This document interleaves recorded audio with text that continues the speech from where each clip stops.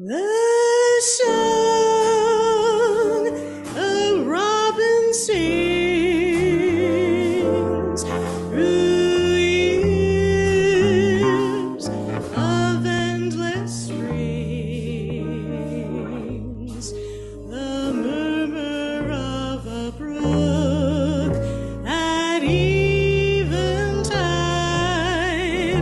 that ripples by a nook where two lovers hide, a great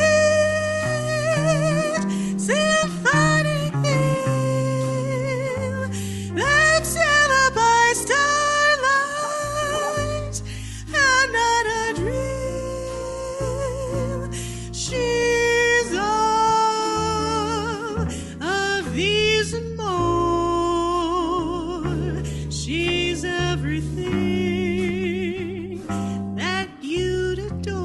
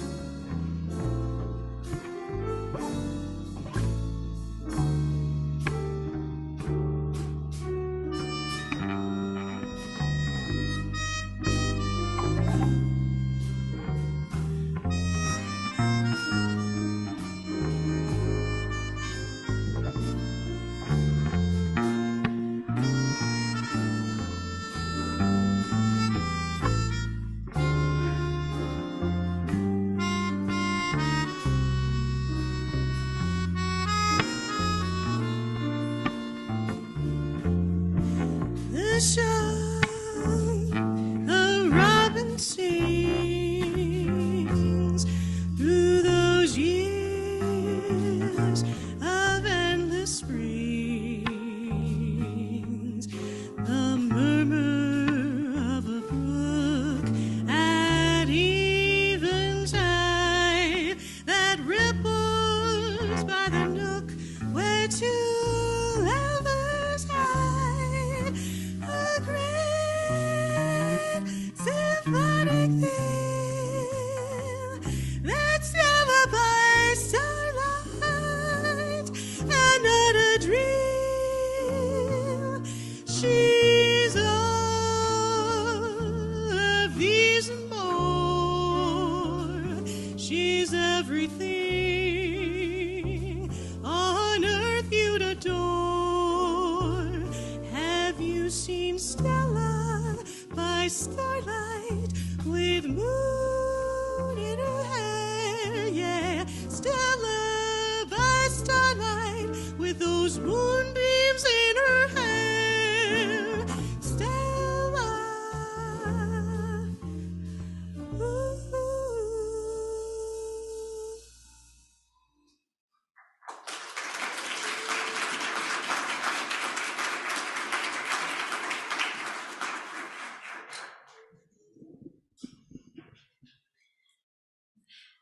Come, come, whoever you are welcome here. No matter your age, your size, the color of your eyes, your hair, your skin, you are welcome here. No matter your gender, whom you love, how you speak, or whatever your abilities, you are welcome here. You are welcome here whether you come with laughter in your heart or tears in your eyes. You are welcome here. No matter what you have experienced in the past, no matter what awaits you in the future, you are welcome here.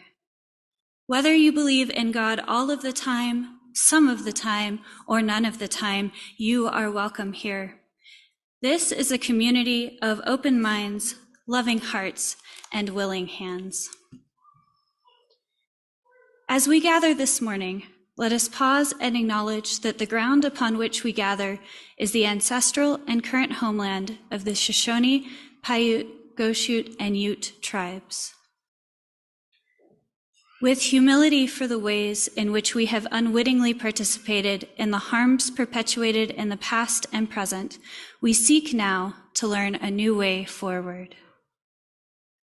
We begin to partner, to ally, and witness with our Indigenous siblings and friends the bringing forth of a new sacred dream of a community restored and a world healed. Good morning. I am Caitlin Collins, and my pronouns are she and her. Welcome to all gathered with us here in the sanctuary and to those at home in our virtual audience. We extend an especially warm welcome to those of you who are with us for the first, second, or third time. We're so glad you're here with us, and we look forward to getting to know you. We do have an announcement this morning. Just one announcement. And I'm going to move the pulpit.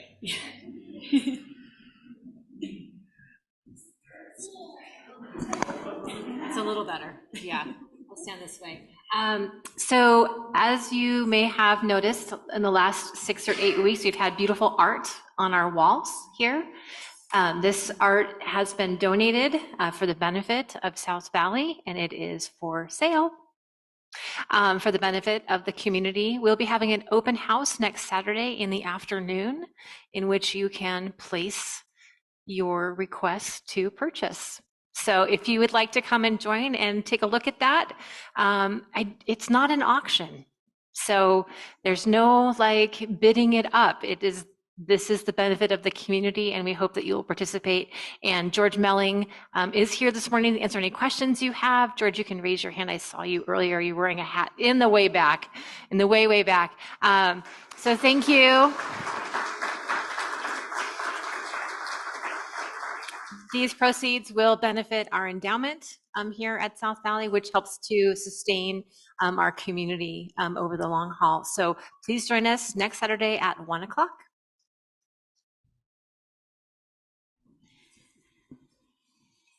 Now let us take a moment to fully arrive and welcome each other with joy.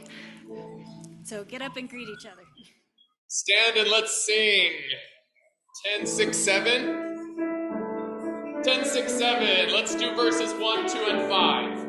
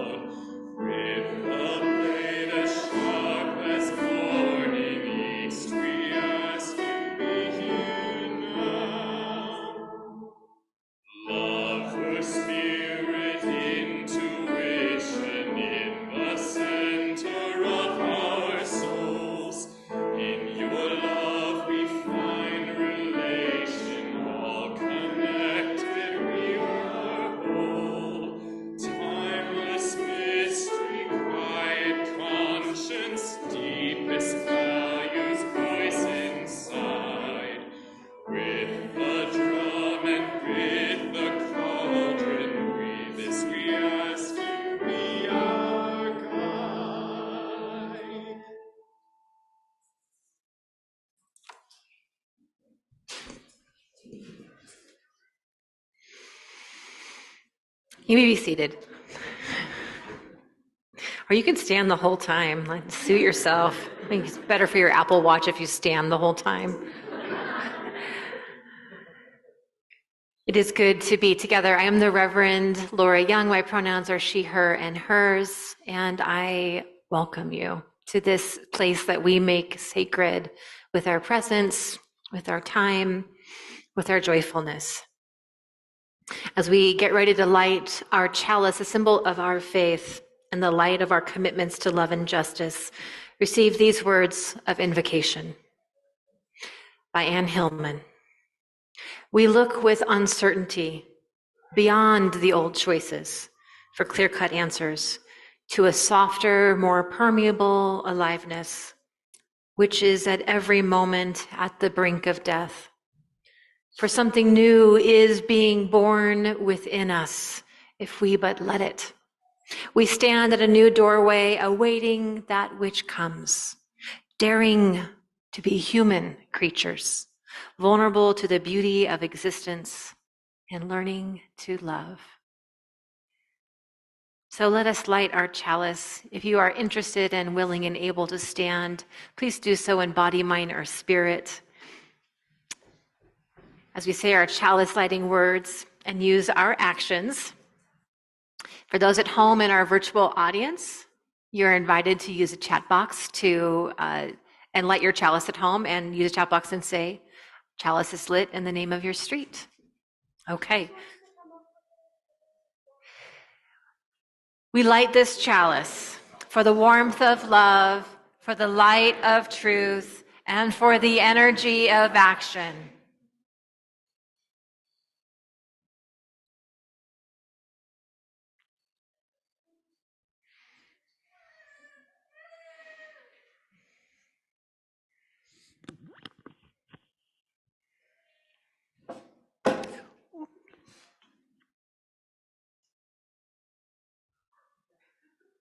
Please be seated. And now that you're seated again, I'd like to invite all of our young people and the young at heart to join me up front for our story this morning. Hi, Mace. Morning.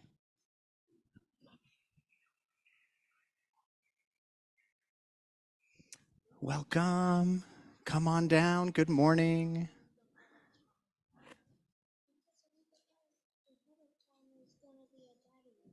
Oh, 2 weeks ahead of time. Oh, I won't. I'll write it down. All right. So glad to see all of you this morning. This is one of my favorite new books that I found, and some of you may know that yesterday was Earth Day, a day when we celebrate our planet, not just for the beauty and the life that it gives, but also we celebrate our place in the world, our place on this planet. So this book, this story is called Life.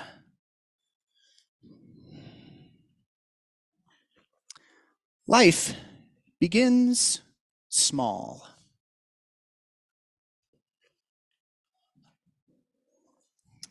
Even for the elephants. But then it grows. It grows beneath the sun and the moon.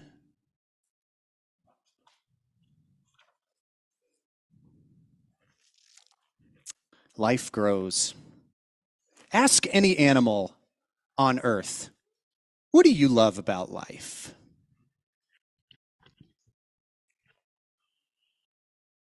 The hawk will say the sky. The camel will say the sand.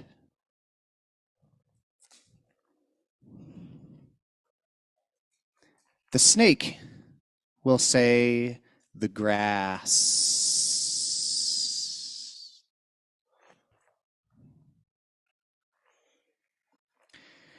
The turtle may remain quiet. It has much in its 100 years. But the turtle loves life. How could it not, with so much rain on its back?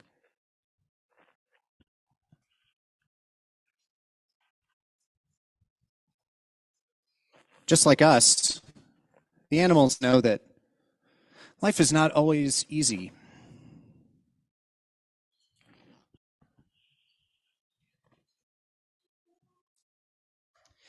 There will probably be a stretch of dark wilderness in life now and then.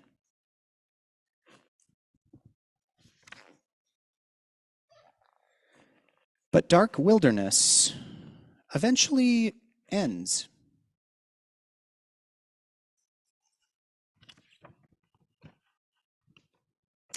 And there is always a new road to take.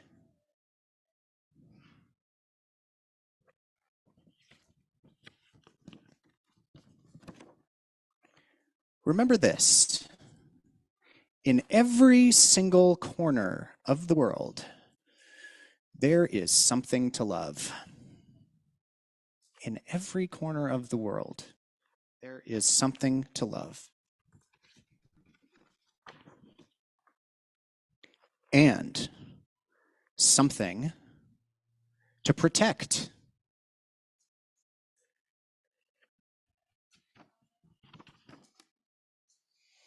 And if one day it seems nothing beautiful will ever come your way again,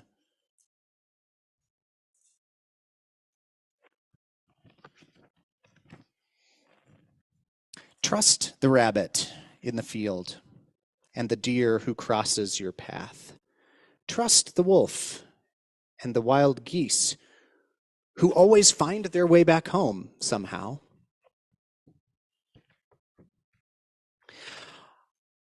All of these animals know something about life.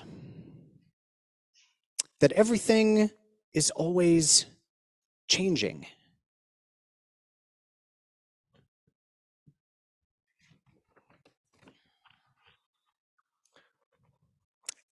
And it is worth waking up in the morning every day to see what might happen.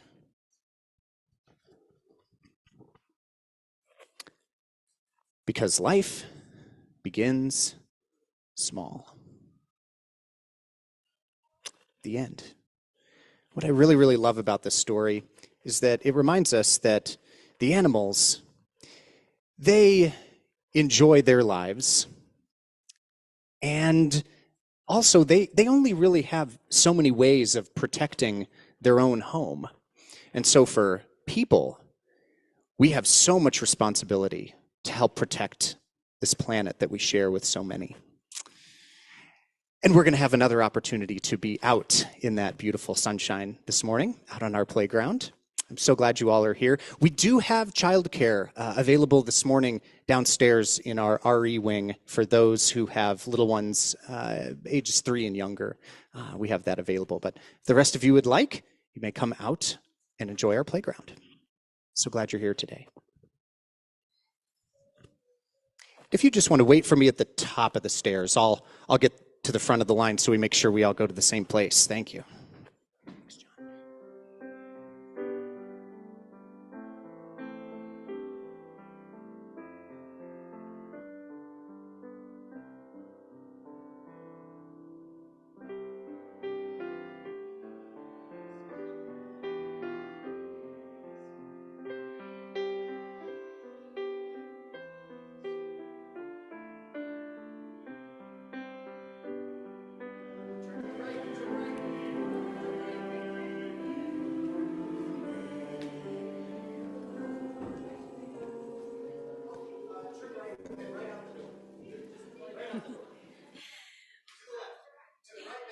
This community, our church, and its many ministries are only made possible by the gifts you give of your time, your talent, and your treasure. Many of you pledge monthly to support our work, and for this we are grateful. Your gifts help to ensure that we are able to live our values of love and justice in the world outside. Part of our ministry at South Valley includes sharing our Sunday worship offerings with a charitable organization that aligns with our principles and values. This month, we are sharing with the White Helmets, a humanitarian group which provides emergency service in war zones and during environmental disasters. Currently, the White Helmets are responding to the huge earthquake that hit Syria. As they search for survivors and pull the dead from collapsed buildings to return them to their families, they urgently need support. Please give what you can to support this critical work. Please join me in reading our offertory words. They are printed in your order of service. We are this church. We are its hands, its heart, its voice. Together we share the wealth of this community and sustain it with our gifts. We will now accept the offering. For those at home, you are invited to use the giving link in the online order of service, and I invite the ushers to come forward.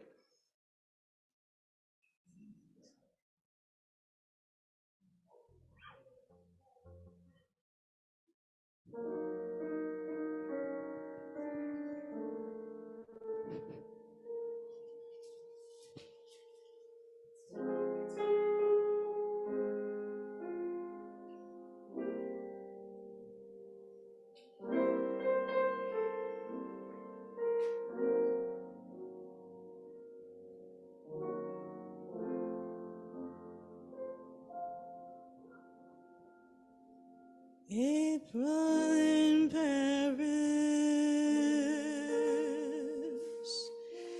chestnuts in blossom, holiday tables under the trees.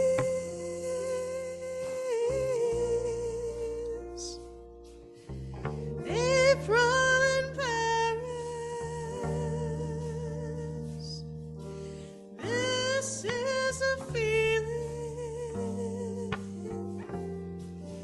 no one can ever reprise.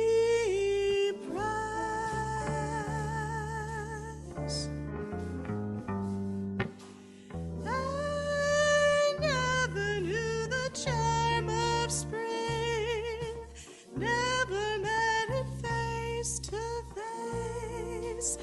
I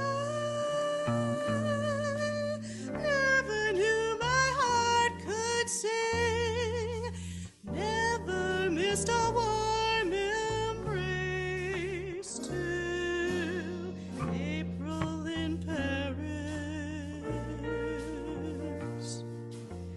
Whom can I run to? What have you done to my heart?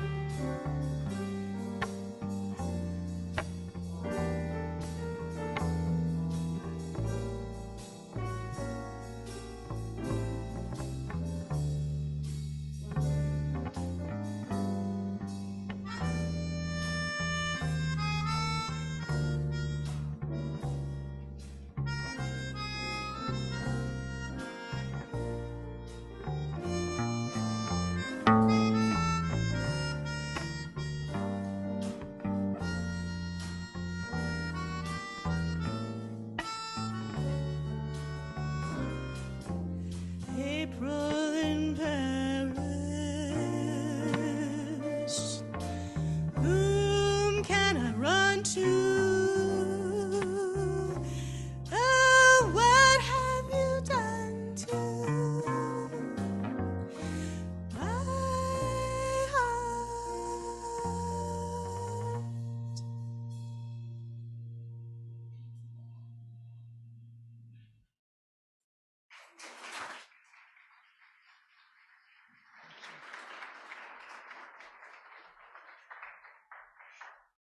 For all we have found the courage to give, may we be truly grateful. May these gifts be a blessing on South Valley and on the work of the White Helmets. And thank you to our Starlight Jazz Quartet, newly named the Starlight Jazz Quartet, It's not often on a Sunday morning that I feel like I've just been relaxing in front of a fire for a few hours.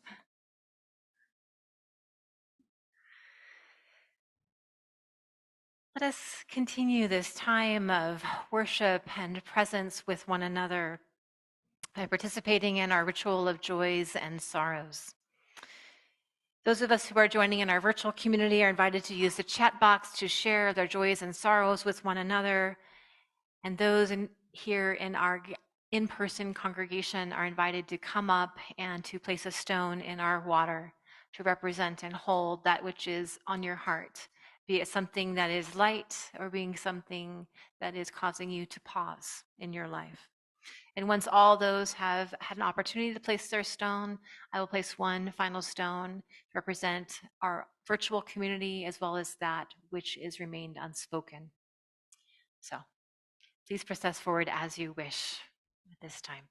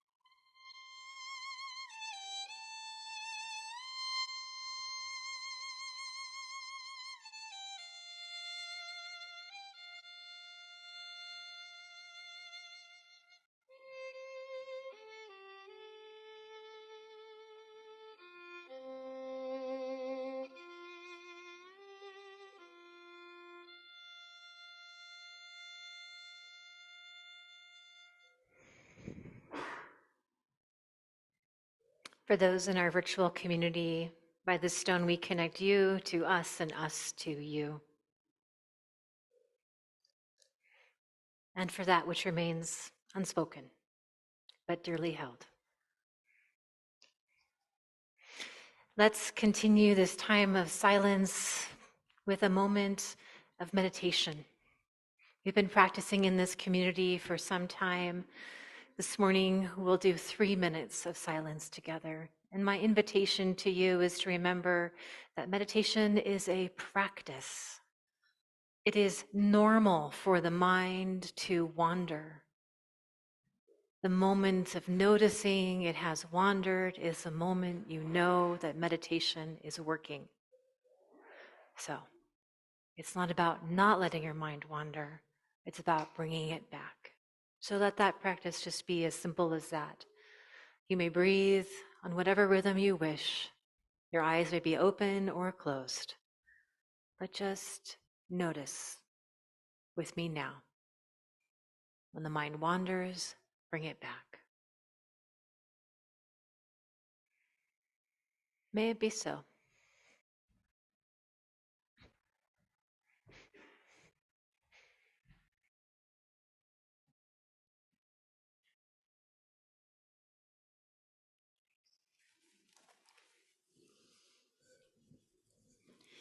You, If No One Else, by Tino Villanueva, and it's translated by James Hoggard. Listen, you who have transformed your anguish into healthy awareness, put your voice where your memory is. You who swallowed the afternoon dust, defend everything you understand with words.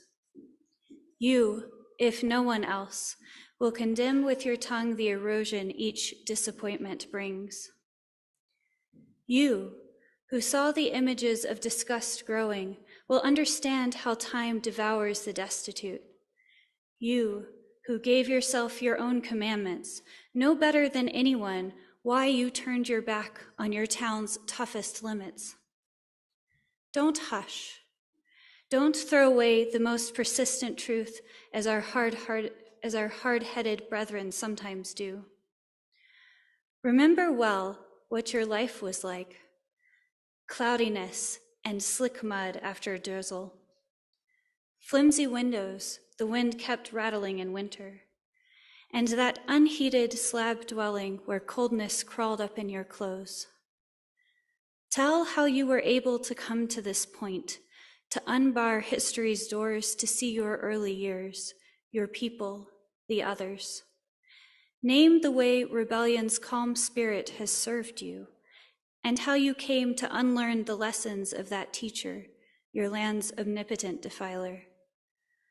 Remember how, from the first emptiness, you started saving yourself, and ask yourself what, after all. These words are good for in this round hour now where your voice strikes time.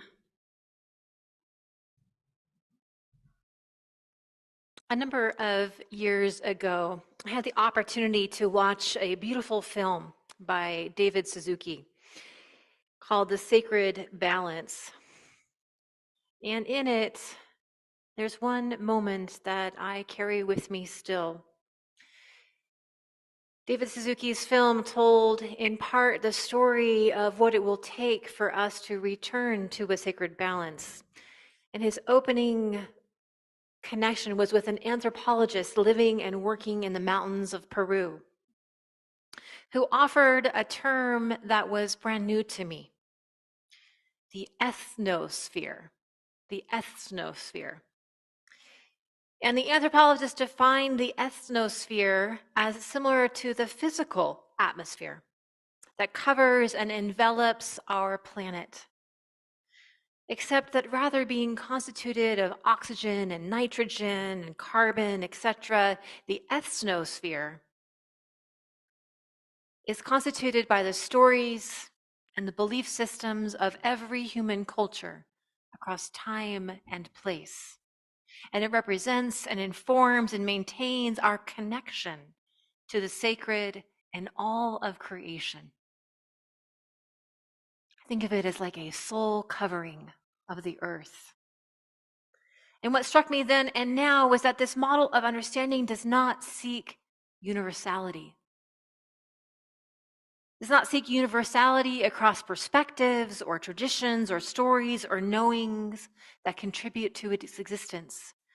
Rather, the existence of contradictions, real or imagined, are expected and serve as invitations for each contributing being, each culture, to better understand its role in specific and time-delineated ways.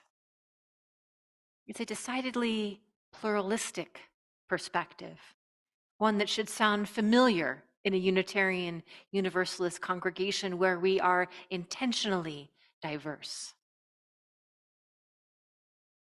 A pluralistic perspective such as this could serve us quite well in this time of climate disruption.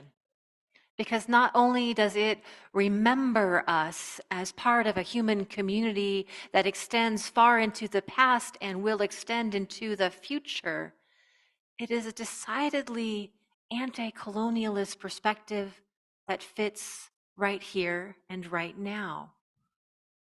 Now, anti-colonialism is that phrase we use to talk about the violent repression of one culture for the exaltation and expansion of another.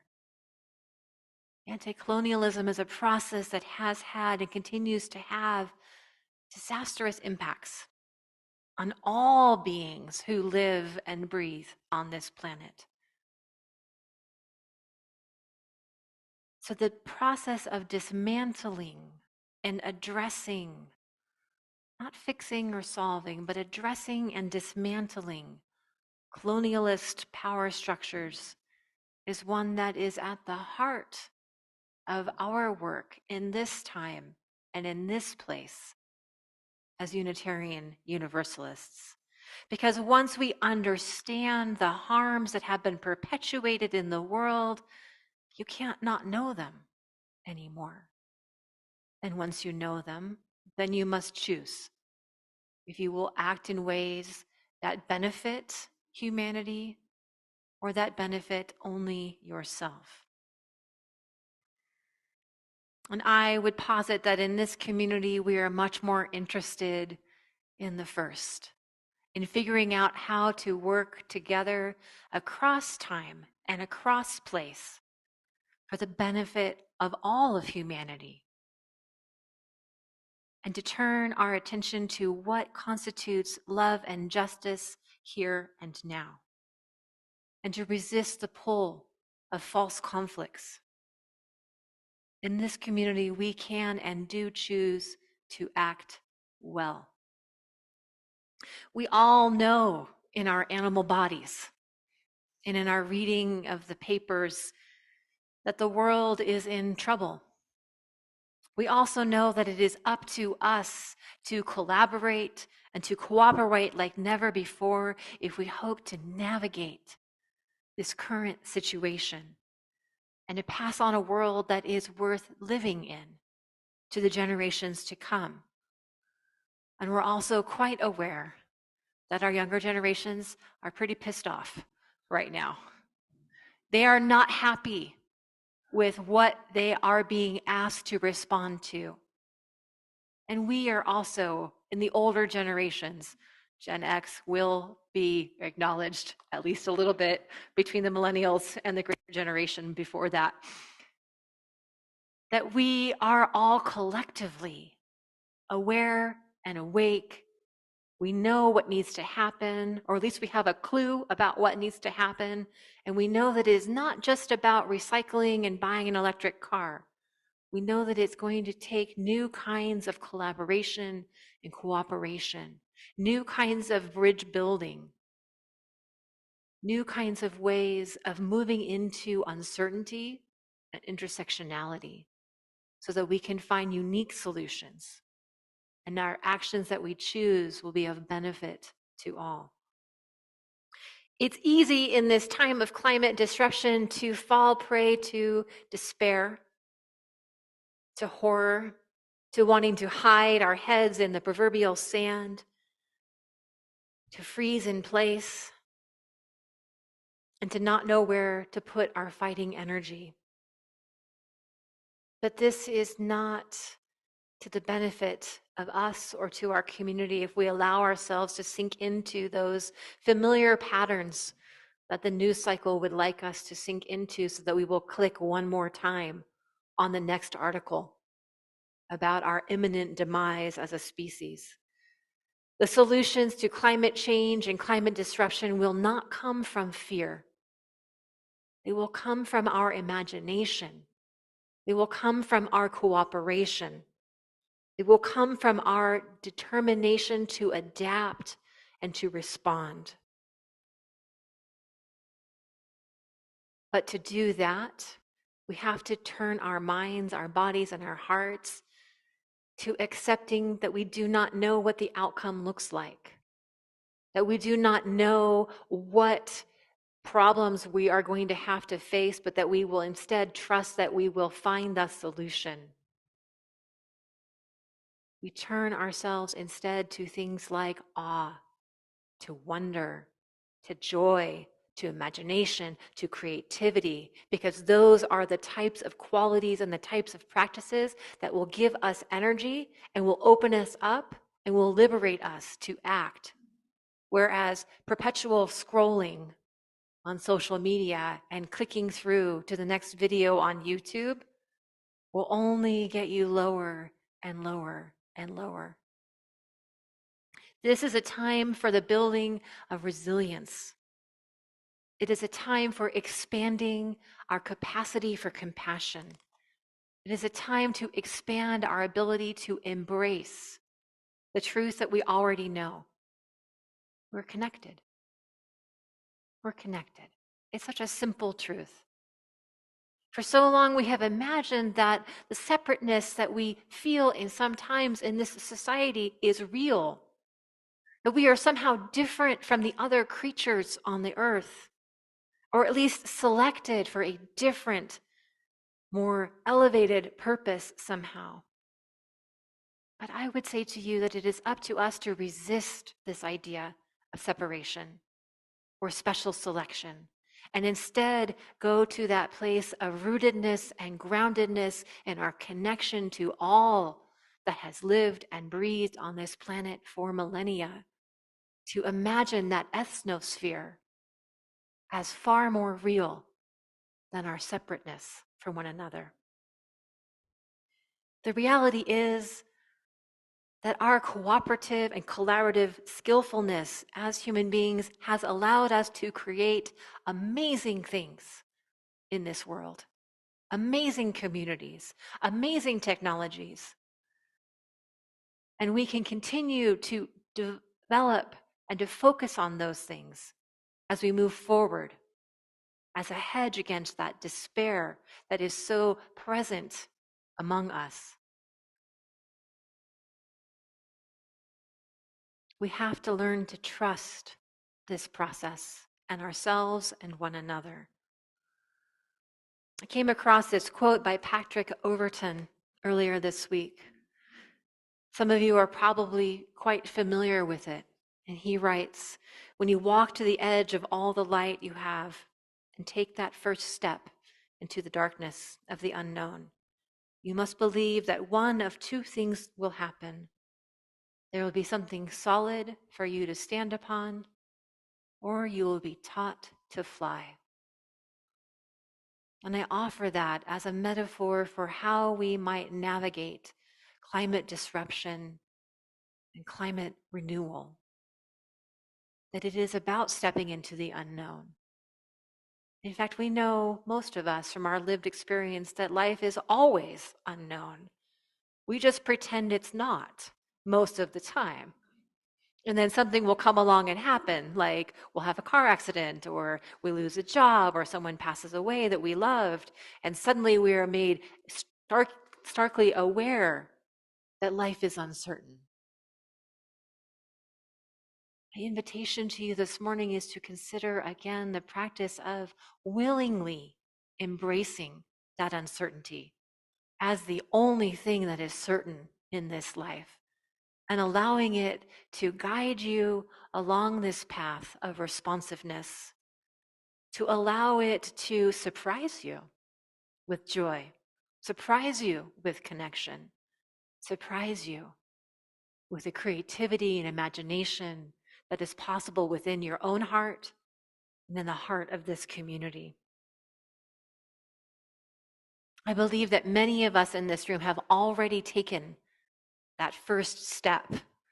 We have already discovered that it is not just a binary of solid ground or learning to fly, but that some of us may actually be surfing or meditating in that unknownness. That actually there is no requirement that it be either or, only that you take that step into the unknown. Many of us in this room are already aware, already awake, already active in doing what we can to mitigate the consequences of climate disruption. It's not about doing it perfect, is it? It's about doing the best that we can. Our early environmentalists, from the likes of Henry David Thoreau and John Muir to Jane Goodall and Bill McKibben, those voices have paved a pathway for us on how to live ferociously, illuminating the dark, so to speak, to keep with that metaphor of stepping into the unknown. And Greta Thunberg, she's a ferocious one. She is lighting a fire at the feet of the powerful with her advocacy and her connectivity to young people across the world and those young at heart. The powers that would prefer for her to be silenced. And she will have none of that.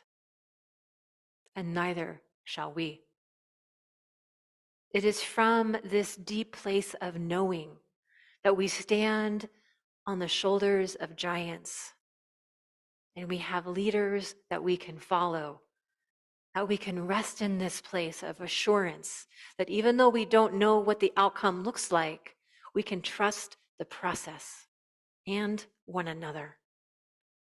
It is from that knowing place that we can act. And we know that our actions matter.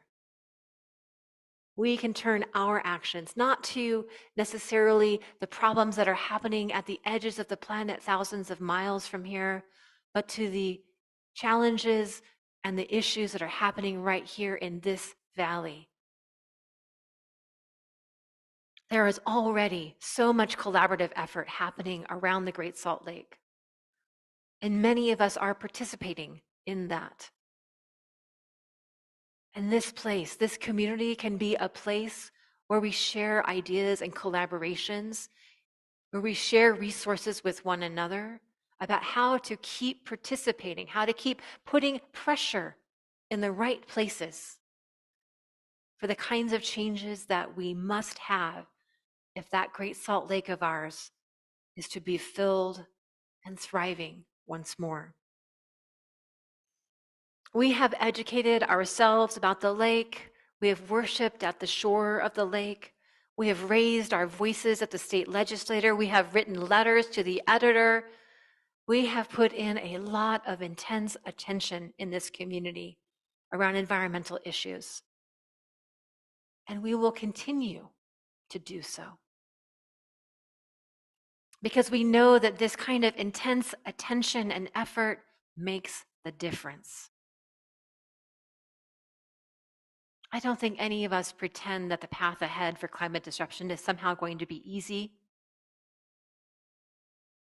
It's very difficult to change. It's very difficult to navigate real and perceived loss of freedom and ability to move in the world. That is in part why authoritarianism is on the rise in the world. That desire for certainty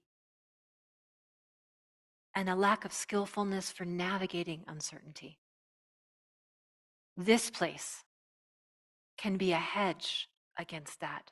This place can be a place where we practice skillfully how to be uncertain, how to not know the outcome, or it's like you would say, just do it anyway. We think sometimes that the problem is too big and too complex for us to solve. But that's only when we imagine that somehow we as individuals are responsible for solving it. There's no way that a single person or a single community can make the kind of difference that is required. We must instead turn to each other, to collaborative, cooperative, sometimes maybe unusual collaborations across groups and across types of organizations that maybe we don't necessarily have 100% alignment with, but that we can align with on the Great Salt Lake, or on the quality of our air, or on the building of roads and streets, or the landscaping, or whatever it is that needs to happen in this community. The fight for environmental justice is going to get rougher and tougher. So we need to stay grounded and connected to our values and one another. We already know that it is not enough to hope and pray, though maybe that worked for the rain this last summer, last winter. But we might not yet be ready, and what I invite you to consider this morning is that appeals to moral character and doing the right thing are not enough either. Appeals to moral character and to do the right thing are not enough either. This is a mistake that liberal and progressive communities have been making for decades. We think if we just have enough data and enough PowerPoint and enough logical arguments and enough whatever, that somehow that change will come about.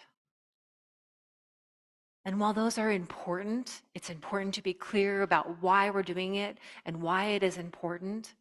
It is not sufficient to make the changes, because the other side is not interested in your moral arguments. They're putting policies and laws in place that disregard your moral arguments. It's obvious to those of us who've been watching the news lately that that strategy has been very effective in some key justice areas in the United States of late. That playing the long game, the game of policies and laws, changing them, really does work. Abortion is illegal in much of the country, and it is a result of that strategy on the other side.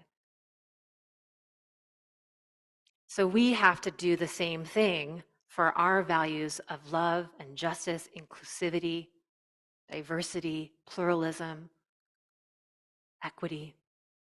We have to fight those same battles in that same way, which means we have to not abandon our moral arguments. We have to take them with us to the State House and to the letter writing campaigns and to the streets. And that doesn't mean that everyone needs to get up and march, because some of us don't like to march at protests. But it does mean that every single one of us needs to do what we can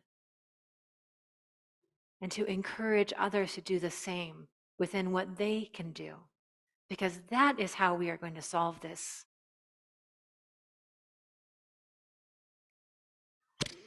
It's a call to focus on what's required of us. It's a call to resist despair, and it's a call to ground ourselves in love, in awareness, in justice. It's ultimately a call to build the beloved community and to remember that we need each other. And this valley, the lake, the plants, the animals, and the people, they need us also. Salt Lake Valley needs South Valley Unitarian Universalist Society. We need us. Let me offer you this as a place of grounding as you go forth. That ethnosphere that we participate in is also connected to our ecological self, that sense of interconnectedness with all of life.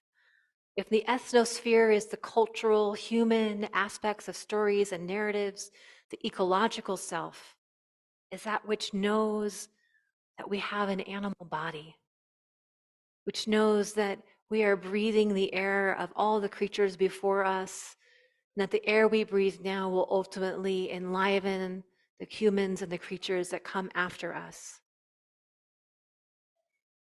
When we ground ourselves in the ecological context, then we have the ability to touch and to experience the strength and the wisdom that is present in all of life. When we ground ourselves in the ecological context, we make space for ourselves to fully embody this skin suit that we are in, and to invite others to do the same, and to spread that more and more until all of us are feeling that sense of groundedness. And it is from there that we can choose to act. I invite you now, just for a moment, if you're comfortable, to close your eyes and to imagine perhaps what that ethnosphere and that ecological self might look like or feel like to you in this place, this unique geography of Salt Lake Valley, with its unique creatures, its insects and its plants, its wind and its weather, and the stories of all the people.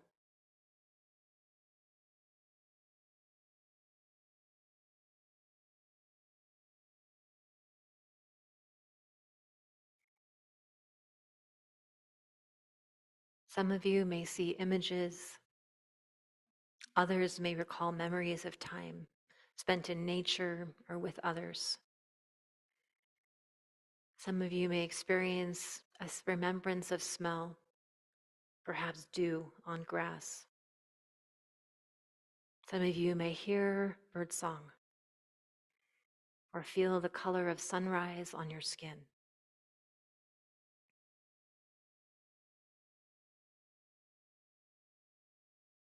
Whatever and however you experience that ecological, ethnospheric self, you are doing it right.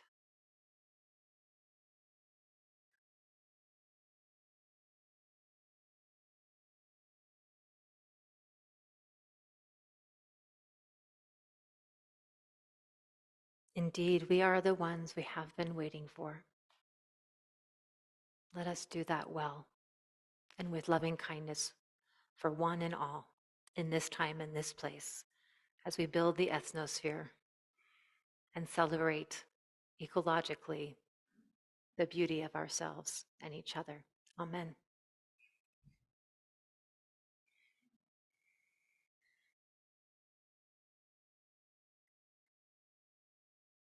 Let's sing hymn 21.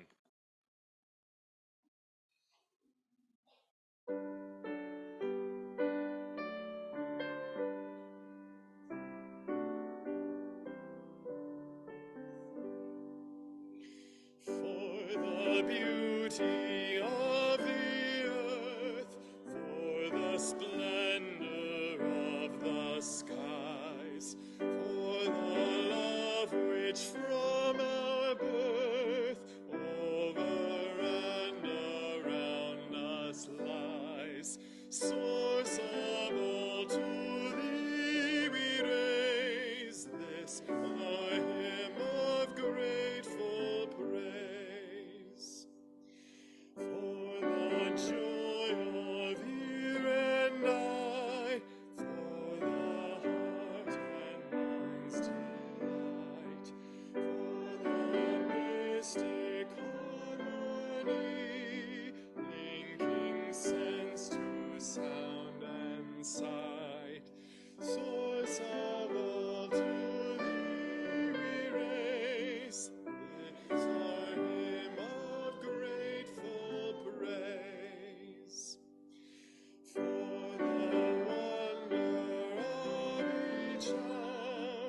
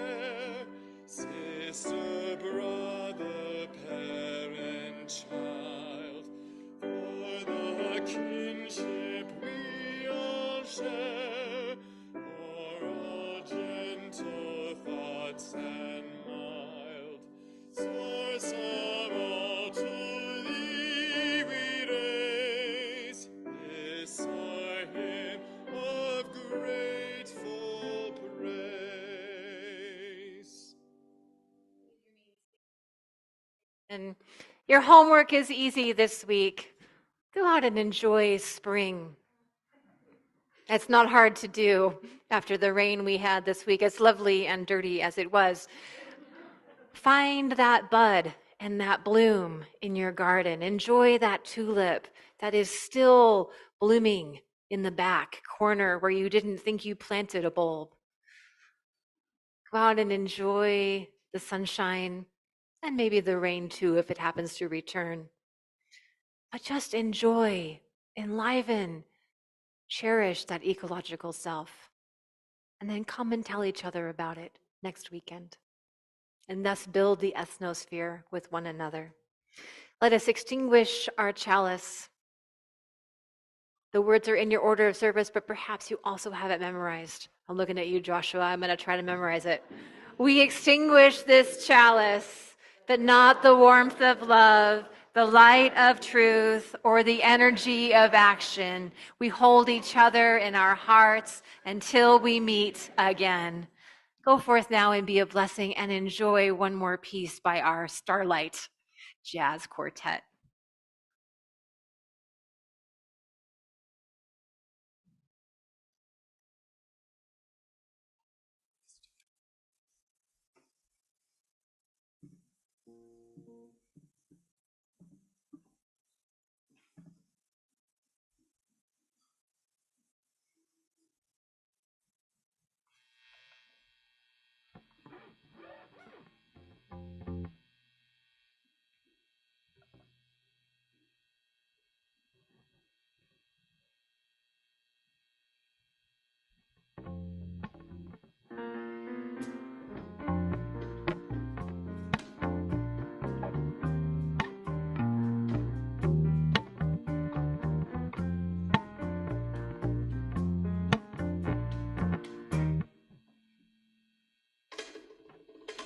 Que se queda el infinito sin estrellas, o que pierda el ancho mar su inmensidad. Oro negro de tus ojos que no muera, y el canela de tu piel se queda igual. Que si queda el arcoíris su belleza, y las flores su perfume y su color, no sería tan inmensa mi tristeza como aquella que quedarme sin tu amor. Me importas tú, y tú, y tú, y solamente tú, y tú, y tú. Me importas tú, y tú, y tú, y nadie más que tú. Ojos negros, piel canela, que me llega a la desesperar. Me importas tú, y tú, y tú, y solamente tú, y tú, y tú. Me importas tú, y tú, y tú, y nadie más que tú.